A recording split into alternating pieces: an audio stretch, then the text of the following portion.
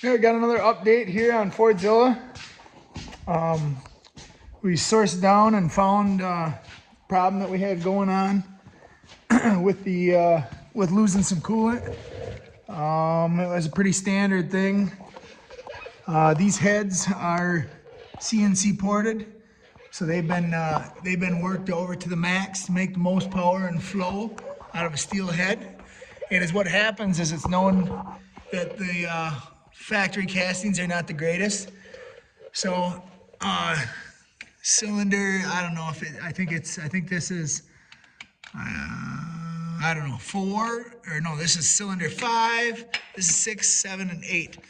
Well, I believe that's how it is, but cylinder 5, 6, and 8 all have tiny little holes in them where coolant is leaking through. And when you look up in there, you can see it from, it's from the CNC machine that did all the port work and open up them exhaust ports real big.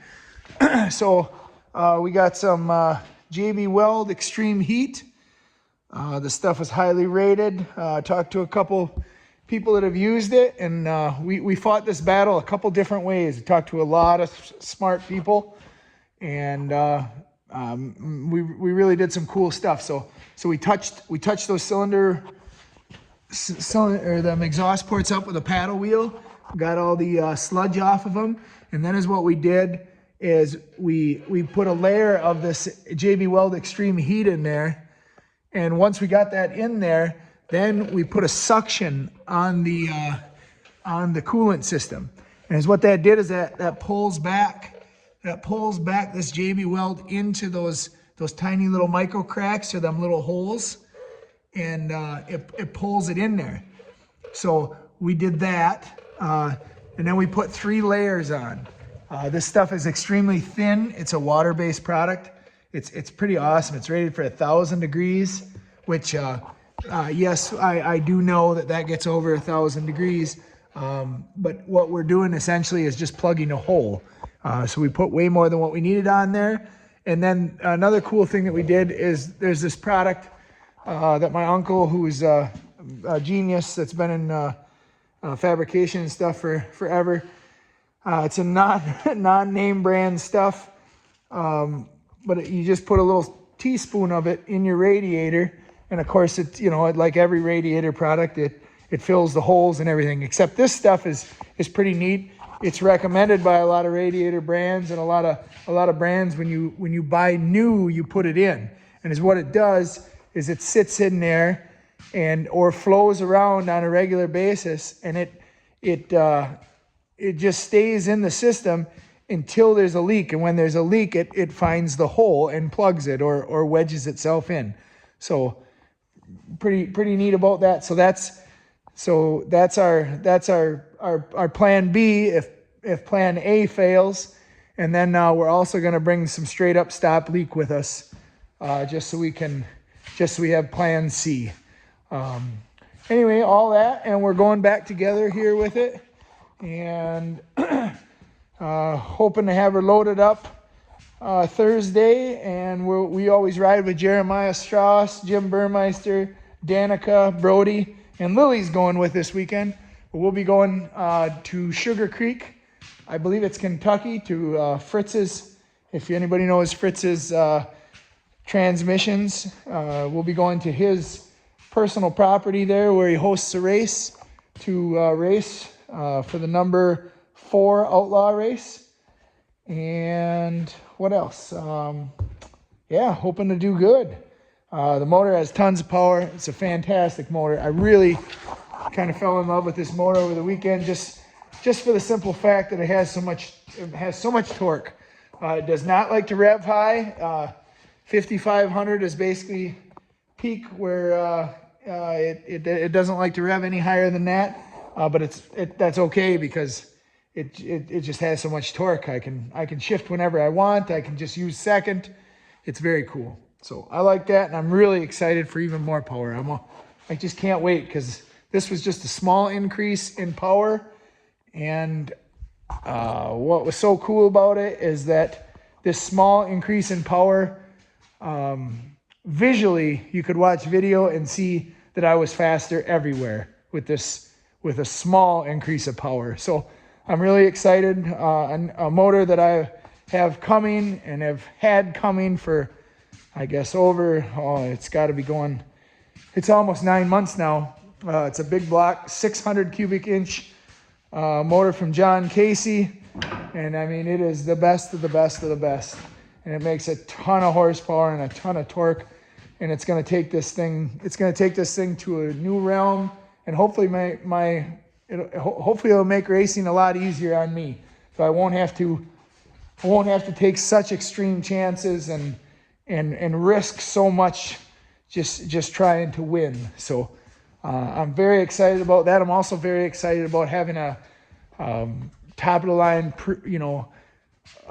race motor that is reliable and is made to do this. A lot of people don't know, but every motor that I've ever had in every bouncer has been a $6,000 to $10,000 motor, which for a racing machine, you can go to your local dirt track, and your low level dirt trackers usually have more into their motors than that.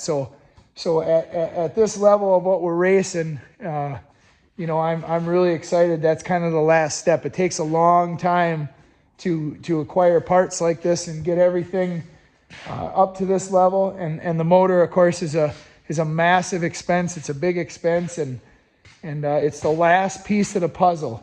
My plans with that is once we get the motor, the entire buggy is going to go back to Jake Pike. Jake Pike is the guy who built this chassis originally, raced it, and I don't know if it was 3 years or 4 years or what, but put the buggy in the second place overall for multiple years.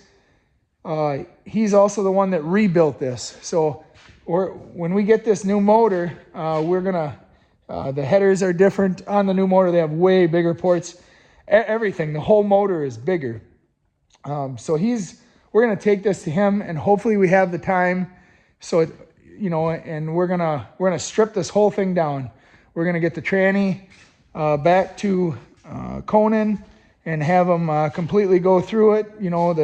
The torque converter, we're going to break the diffs down. We're going to, the axles, send them to RCV, have them go through all the axles and the balls, the CVs. I mean, everything. Transfer case, we're going to pull a transfer case right out. We're going to break it open, check all the bearings or replace them all. Everything. I mean, everything. All the relays in the electrical, the whole ball of wax. We're gonna put some heavier duty wire on the on-off switch there and set that up a little better. We might put I can't remember what it's called, but it's just multiple prongs. So there's not so much wiring stacked on each other. But we're just going to take care of all the little things that we learned that could be better, or maybe. We're definitely going to sandblast the whole frame and powder coat it. We're going to straighten out a couple bars, toughen a couple things up that we want. Remember when I hit that tree going 40 miles an hour down a hill on my front end? The bracket that holds it there, we're gonna make those a little heavier duty. We're probably gonna put a little heavier bars on the bottom. All that stuff that just small little tweaks to make everything a little bit stronger, so you can take that much harder hits. A lot of cool stuff. One big win on this thing is this seat. I really am proud of this seat. Last year we went through 7 seats, and we switched to this PRP, and it was very expensive. It really was. Not as expensive as 5 of the 7 seats that we ruined.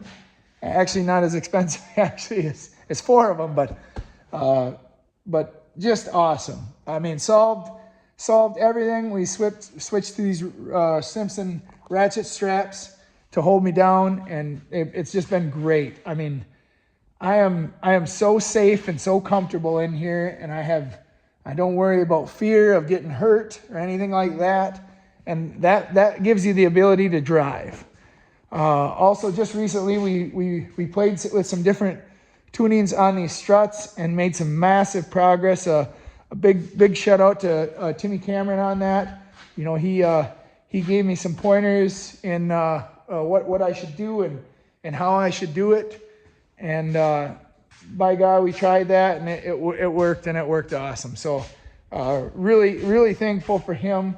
And also another person that I'm really thankful for is Jake. Jake lately has been taking a lot of my calls when I'm beat down, or I'm feeling like I'm getting close to defeated with trying to keep up with work and working on this thing, and how to handle so little sleep and just making things work. And he's been nothing but positive and keeping me in the right mindset and all that. And I mean, it sure is amazing to have people like that, and then all my local friends that, will just drop whatever they're doing at any time, Jim Burmeister and Jeremiah Strauss and all their families. And I mean, Kyle Erickson and Dave Beffa. And I mean, the list just goes on and on and on. These people go out of their way. Andy Olson, which is my motor guy that's been helping me so much. I'm very lucky to have all this and be able to keep it going. So I'm going to keep pushing hard, and hopefully we'll see how things go here. Tomorrow this putty should be dry. We're going to put some gaskets on her, fire her up. This is not like a rough fix. If you've seen drag racers or truck pullers, it's fairly common for them to leak water. The heads are so milled out, Nobody wants to do that, but that stuff just happens. So I believe we fixed this in a good way. It's a real good way. So I'm excited. I'm excited for it to be that much more awesome and get back to racing. So yeah, that's all. That's everything. It's Tuesday night. I think it's like 9:30 p.m. right now. I'm getting ready to call it a day. I'm going in. We have a big concrete pour starting tomorrow that we're excited to finish up for a customer. We'll be starting real early. 3:45 tomorrow morning is when my alarm goes off. So we'll be working on that all day. So we will have a busy day. And Dennis helps me out a lot. He's gonna get this thing back together and hopefully get it on its first heat cycle and call me with some good news. And then tomorrow when I get home, it'll be late, but as long as the good news is still good, I'll fire this up, take it around the yard, and hopefully go to bed with a smile on my face. And if not, we'll do what we have to do to keep going and making it work. So, all right, thank you guys. Bye-bye.